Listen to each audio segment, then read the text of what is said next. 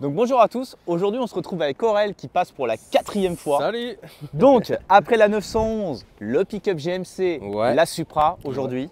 Subaru Impreza GT99. C'est un bleu qui est très emblématique hein, chez Subaru. Hein. Ouais, je voulais pas une autre couleur. Bah, il a été décliné sur X générations. Hein. Niveau modification esthétique, j'imagine qu'il n'y en a quasiment pas. Il y en a quasiment pas, ouais. Elle a hérité de l'intérieur de la Blue Steel. Donc la Blue Steel, c'est le même modèle, mais d'une certaine édition. Donc je suppose que l'ancien propriétaire s'est amusé à le mettre dedans. Ah, le volant qui n'est pas d'origine. Il a mis un manomètre de turbo. Ouais. Donc c'est pratique, mais c'est pas d'origine non plus. On a la console centrale où il a mis à certains endroits du carbone. Ah, il s'amuse un peu quoi. Ouais, bon, c'est des petits détails qui font que, mais ça reste des choses qui s'enlèvent facilement, donc c'est pas trop le problème. Le pommeau également. Le pommeau également, exactement. J'aime bien les compteurs à fond blanc. À fond blanc, ouais. Ouais. Qui est d'origine et ouais, c'est vraiment joli. On est super bien dans les baquets, donc des semi-baquets. Ouais, et puis moi ce que j'aime bien c'est quand tu regardes derrière, tu vois l'aileron qui est apparent. Ouais. Et sinon, pour tout ce qui est du reste, même extérieurement en tout cas, c'est d'origine, alors sauf les feux arrière, on est sur des feux de STI. En fait, normalement, ils sont orange ici et blanc ici. Donc il y a quand même des éléments qui sont spécifiques à Subaru qu'on retrouve encore aujourd'hui, et ça c'est bien que ça persiste dans le temps. Bah, c'est l'aileron arrière hein, ouais, qui est quand même assez imposant. C'est juste magnifique. On a aussi la prise d'air au niveau du capot, qui on imagine permet en fait à la voiture de se gaver en air frais pour le compartiment moteur. Exactement, directement sur l'intercooleur qui est du coup en hauteur. Aussi les énormes anti-brouillards qu'il y a sur Subaru. Hein. On est sur les années où il n'y a pas de cache moteur, tout est visible, accessible. Voilà, ça. Exactement. Ça c'est vraiment le top. Du coup on est quand même sur des durites renforcées, donc ça c'est bien, c'est ce que je voulais. Après il y a la barre anti-rapprochement qui a été quand même rajoutée. Là environ, vu qu'elle a une gestion à l'éthanol, on m'a dit 230. Il y en a d'autres qui me disent 250 parce que c'est vrai qu'elle marche bien. Moi je trouve que personnellement ça marche bien pour 230 chevaux parce qu'on avait été justement faire du circuit ensemble à Lurcy-Lévis. C'est ça exactement. On s'est super bien amusé avec. Ouais mais bon tu sais. Même toi tu t'es bien amusé avec. Oui peut-être un petit peu trop. Peut-être un petit peu. En fait elle était dans son élément de par les conditions qui étaient pas bonnes, la pluie tout ça. En fait elle a été développée pour ça. C'est une voiture de rallye. C'est ce que j'aime dans cette voiture, c'est qu'elle est hyper polyvalente quoi. Tu veux accrocher le pavé, elle accroche super bien. Et tu veux d'un seul coup la mettre un peu en glisse pour pouvoir gagner du temps sur le circuit dans les virages, bah elle le fait sans broncher quoi. Des jantes, c'est petit, c'est du 16. C'est du 16, on est sur des jantes d'origine. Alors il y a eu une autre version, il y a eu les styles OZ aussi qui ont été, donc comme on peut voir assez souvent sur les Subaru, couleur un peu bronze, or. Franchement, il y en a beaucoup qui ont critiqué le freinage, mais moi là par exemple qui a des disques et des plaquettes neuves, je trouve que le freinage est très bien. Quand on a été faire du circuit, j'ai pas eu de perte de freinage avec le nombre de freinages que j'ai fait là-bas. Pour ce qui est de la ligne, on a mis une ligne inox mais qui reste avec un silencieux, donc qui reste très doux au bruit. Ça fait un petit bruit sympa quoi. Ouais, tu le fais écouter? Allez.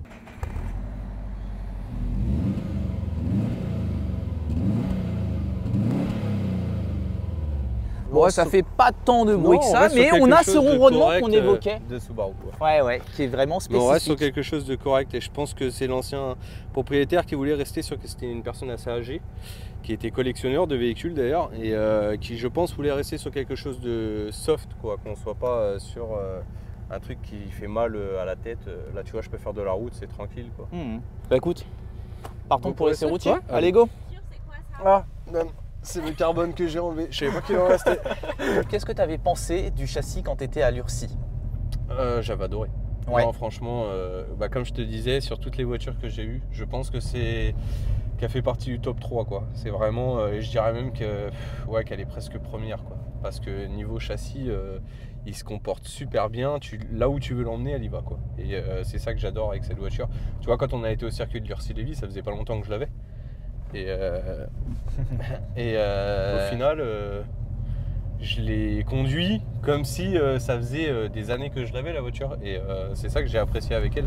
Donc il y a une prise en main qui est simple. Ouais, qui est super simple. Après moi j'ai pas l'habitude de conduire du 4 roues motrices. Je dois t'avouer que je ne sais pas trop comment ça réagit, quand ça commence à délester un petit peu de l'arrière, tout ça. D'ailleurs tu m'avais un petit peu conseillé, mais j'avais réussi à me faire surprendre moi. C'était plutôt sur un freinage parce qu'on peut parler d'ailleurs du freinage. Là-dessus il n'y a pas d'ABS. Non. Donc voilà, moi j'avais freiné fort et puis j'avais l'arrière qui avait commencé un petit peu à bouger. les roues en fait. Toi tu trouves que c'est une voiture qui te met vraiment en confiance. Après toi t'en as eu tellement des voitures aussi. J'en ai eu pas mal. Après par contre c'était ma première 4 roues motrices. Ouais, ah bon? Ouais, c'est ma première 4 roues motrices. J'en ai déjà conduit, mais c'est vraiment ma première 4 roues motrices à moi. Honnêtement, tu vois une différence, quoi, tu vois. La toute première fois que j'ai senti la voiture un peu partir, ça m'a fait bizarre parce que moi qui est habitué aux propulsions, j'ai senti que c'était pas que l'arrière qui partait, que tu avais la voiture en elle-même qui partait. Comme si elle glissait un peu en crabe. Ouais, c'est ça, mais des 4 roues, quoi, tu vois. C'est ça qui m'a paru un petit peu au début. J'ai fait ah ouais, quand même, ok. Quand tu as vraiment l'habitude que c'est que l'arrière qui veut partir et quand tu as l'habitude d'une traction où tu sens que c'est l'avant qui dévie, bah en fait là tu sens les deux en même temps. Une fois que tu l'as compris, c'est vraiment cool, quoi. Mais c'est quand même différent d'une propulsion. C'est différent d'une propulsion, ouais. Et je pense que c'est d'ailleurs pour ça qu'ils ont fait les versions avec le pont DCCD qui te permet de pouvoir être en propulsion. Je pense que là, tu as affaire vraiment à une voiture que tu peux mettre en crabe comme dans le drift, quoi, tu vois. Et puis elle est réactive, quoi, tu vois. Là, bon, là on est en 3, tu vois, t'appuies, elle y va tranquillement, quoi. Moi, c'est ça que j'aime chez elle, c'est que c'est pas trop, c'est pas assez. T'as le juste milieu d'une voiture avec un super bon châssis et en même temps qui marche quand même, tu vois, c'est quand même raisonnable. Ouais, 230, 250. Ouais, c'est amplement suffisant. Alors c'est sûr que si tu viens de sortir de la Supra et que tu montes là-dessus, bon, non, j'adore. Ouais, là, ouais. Si on va voir une reprise en deux par exemple, si tu réduis ton allure.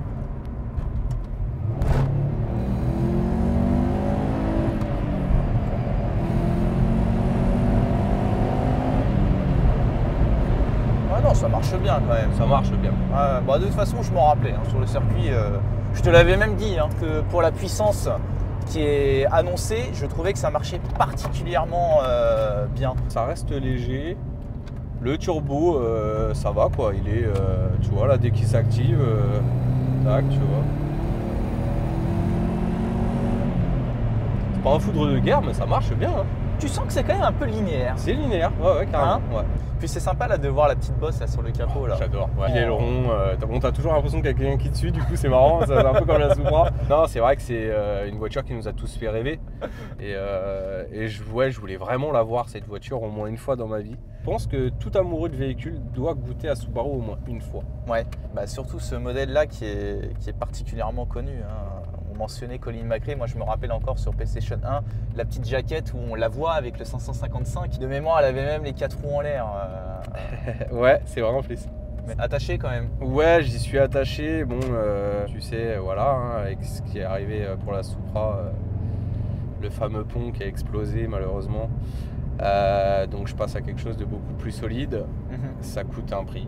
Et bon, bah, y a des choix à faire. Ça m'obligerait à vendre celle-ci, mais j'avoue que si je pouvais essayer de trouver une solution pour la garder. Bon, après, si t'as pas le choix, t'as pas le choix. Hein. Ouais, c'est ça, quoi.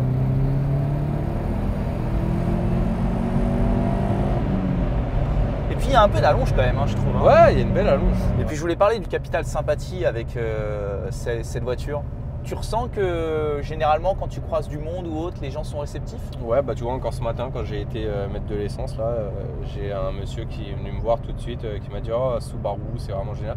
Alors souvent je remarque que c'est quand même assez souvent les personnes âgées. Alors j'en étais sûr, j'allais te le dire. Je sais pas pourquoi, forcément, mais je m'en doutais. Parce que à l'époque où il y avait vraiment le rallye, c'était l'ancienne génération qui regardait les courses, donc ça me paraît un peu logique.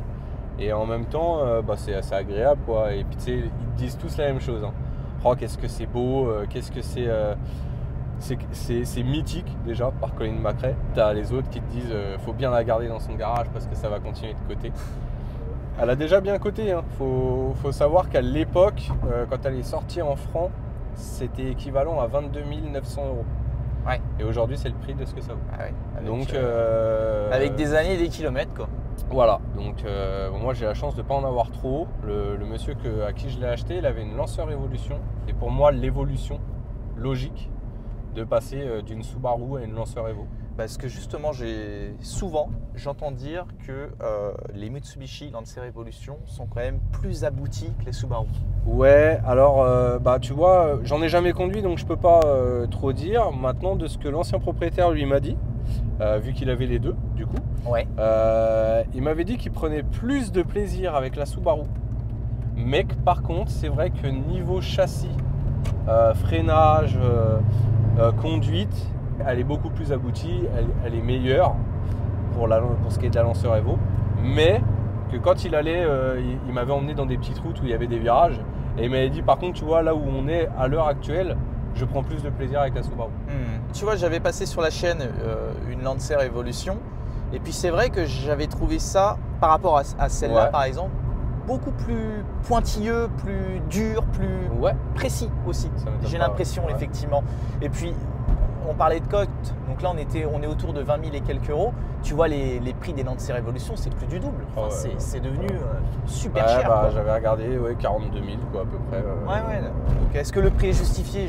Je ne pense pas, parce que à mon avis c'est plus cher que le prix du neuf. Ouais, je pense. Mais en fait, tu sais, c'est marrant que tu dises ça. C'est pas plus mal qu'on en parle. C'est comme les gens qui me parlent de la cote de la Supra. T'en as beaucoup qui me disent ouais, c'est surcoté. Bon, ok, c'est compréhensible. Ça va être comme les BMW, les E30, les E36. Elles prennent un prix, c'est vrai. Mais faut pas oublier une chose. Faut pas oublier que c'est des véhicules qui commencent à dater, où les pièces sont de plus en plus rares, donc forcément qui est de plus en plus rare, de plus en plus cher. Il y en a de moins en moins sur le marché. Oui, c'est sûr que parce que la plupart, c'est ce qu'ils disent tous, tu sais. Ah ouais, mais en fait, ils comparent ces véhicules-là à des véhicules d'aujourd'hui, qu'on a 500-600 chevaux, avec des newton-mètres de couple hallucinants. Les mecs, ils sont là et disent ouais, mais tu te rends compte, mettre 60-70 000 euros dans une voiture qui fait 330 chevaux d'origine. Je dis ouais, mais on peut pas comparer ça à une voiture qui coûte 60 000 euros aujourd'hui. C'est plus la même époque. Beaucoup plus de chevaux, voilà. Et puis même le plaisir de la conduite, quoi, tu vois. C'est différent. T'as plus cette sensation de brut, tu conduis une réelle voiture, quoi. Après, t'en as d'autres, comme ta M2 Compétition, par exemple.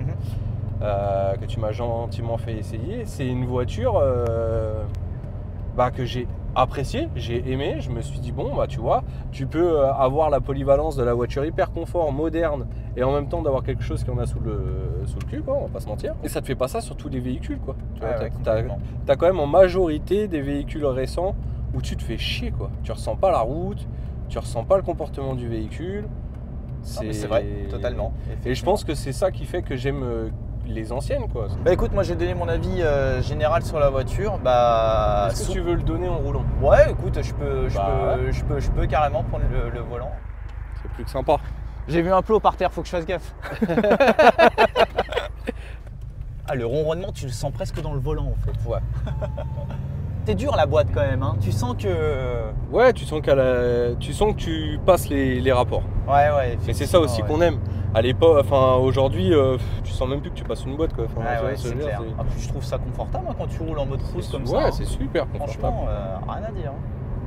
C'est une boîte 5, 6 5. C'est peut-être pour ça que je te disais que je trouvais qu'elle avait pas mal d'allonges. C'est parce qu'on est sur une boîte 5. Ouais, donc forcément, les rapports sont plus... l'étagement est plus long en fait sur chaque rapport. Est-ce que toi, tu trouves que ça tangue un petit peu ou ça va? Tu trouves qu'elle vient à plat? Non, honnêtement, au début, je me suis dit, si je suis amené à faire beaucoup de pistes, est-ce que j'y mettrais pas des combinés filetés, histoire d'être un peu plus raide, un peu plus dur? Et honnêtement, je trouve qu'elle fait pas si bateau que ça, quoi. Ouais. Vu que j'ai réglé la dureté, là je suis à 3. Sur une échelle de combien? Sur 4. C'est sur 4. Ah ouais, donc quasiment le maximum. Et du coup, je trouve qu'on n'est pas... Voilà, on n'a pas cet effet bateau sur le circuit. En tout cas, ça m'a pas dérangé, quoi. Je voudrais voir du coup en 5 comment le couple intervient. Ouais, 2000 ça part pas par contre. Hein. Ah oui, ouais, non. Puis t'es un peu en côte là, donc. Ouais, aussi. 3000. 3500, 4000 où ça commence à venir, non? C'est ça. Ouais. Bon, voyons voir comment ça marche derrière le volant. Ah, tu sais. Ça marche bien quand même. Ah ouais, et quand tu lâches les gaz, c'est brutal. Hein. Ça marche bien. Ça me rappelle un peu la Focus. Tu vois, c'est brut. Ouais, c'est ça. Ça me rappelle la Focus. Je me rappelle. Vraie conduite. Oh, il lève lui. Hein. Ouais. Ok, sympa. Fais ça avec un trail. Normal. Ok. Pourquoi pas, ok. C'est marrant parce que derrière le volant, je ressens beaucoup plus l'effet on-off. Tu vois, tout à l'heure, je te mentionnais le fait que je trouvais que c'était linéaire en passager. Oui. Tu vois, tu le ressens plus au volant. Ah, c'est marrant. Mais c'est toujours comme ça. Tu sais, c'est comme moi, maintenant, je me suis habitué à la Supra, on va dire ce qui est. Je l'ai fait conduire qu'une seule fois par mon meilleur ami, là. En passager, tu as 10 fois plus de sensations. Je m'y suis remis, j'ai fait ah ouais, mais en fait, si, ça marche fort quand même. Hein. Ouais. Et c'est vrai que quand tu t'habitues à être bah, au volant, il y a des choses qui font que, tu vois. Effectivement, tu as une approche différente. Ouais, et ça dépend pour certaines choses, tu vois. Là, tu me dis que tu ressens plus au volant qu'en étant passager, et tu vois. Complètement. C'est ouais. Bon, ok, bah écoute, je vais donner mon avis général sur la voiture. Bah, Subaru, de toute façon, marque emblématique, qui a marqué nos générations à nous. On a grandi avec ça, et puis c'est aussi la sportive japonaise de référence, de toute façon, la Subaru. Donc là, dans sa configuration, elle est avec un bleu magnifique qui est représentatif de la marque. Ce que j'aime aussi, c'est le fait qu'elles sont en 4 roues motrices. Ça la rend, je vais pas dire unique, mais quand même bien différente de ce qu'on trouve sur le marché. Et puis il y a aussi toute l'histoire derrière le rallye, qui fait que c'est une voiture que quand tu la vois dans la rue, tu te retournes, clairement. C'est ça. Et puis t'en vois pas souvent. Ok Aurel, écoute, on va te remercier d'être venu nous la présenter. Avec plaisir, comme d'habitude. De m'avoir laissé la chance de la reconduire une nouvelle fois. Avec plaisir. Donc voilà, donc merci encore pour ce partage de passion. Et là, c'est la combienième là, que tu as à peu près, environ? En voiture? Ouais, 35, 40, un peu moins peut-être, non? Non, j'ai recalculé la dernière fois, je suis à 27. Et normalement, là, il en restera plus qu'une à te faire essayer, donc la S13. Ouais. Nissan 200SX S13. Ça va être brut aussi, ça, à mon avis. Préparé à 280 chevaux, ouais, c'est vraiment sympa. Et toute légère. Et ouais, c'est léger, ouais. Bon, on verra ça. En tout cas, on vous dit à la prochaine pour une future vidéo. Allez, salut tout le monde, ciao. Salut.